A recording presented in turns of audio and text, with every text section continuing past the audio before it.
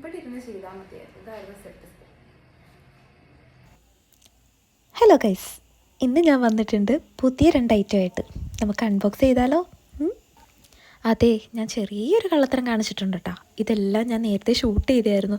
പിന്നീട് ഞാൻ ഇവിടെ വന്നിരുന്നപ്പോഴാണ് ലൈറ്റ്നിങ് ഒക്കെ ഉണ്ടല്ലോ, അടിപൊളി സ്ഥലമാണല്ലോ, ഇവിടെ വന്നിരുന്ന് ഷൂട്ട് ചെയ്താൽ എന്തായിരുന്നു എന്ന് വിചാരിച്ചിട്ട് ഞാൻ വീണ്ടും ഒന്നുകൂടെ നിങ്ങളെ കാണിക്കാനായിട്ട് അൺബോക്സ് ചെയ്യുകയാണ്.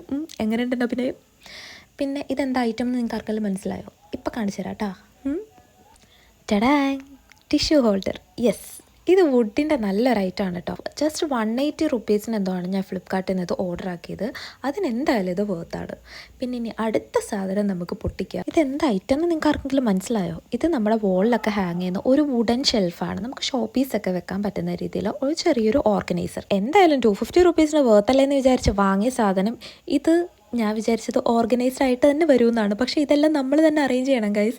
ഇതിൻ്റെ സ്ക്രൂ ഇടുന്ന സാധനമൊക്കെ ഇവർ അടച്ചു വെച്ചിരിക്കുകയാണ്. ഞാൻ ചുറ്റി കണ്ടടിച്ച് നോക്കി, പല രീതിയിലും ഞാൻ നോക്കി ഇതിനകത്തൊന്ന് ഹോളിടാൻ. എവിടുന്ന് ഒരു രക്ഷയില്ല. അതുപോലെ ഇത് മുമ്പും എന്നെപ്പോലത്തെ ആൾക്കാരെന്തോ വാങ്ങിച്ചിട്ട് റിട്ടേൺ ചെയ്ത പ്രോഡക്റ്റാണിത്.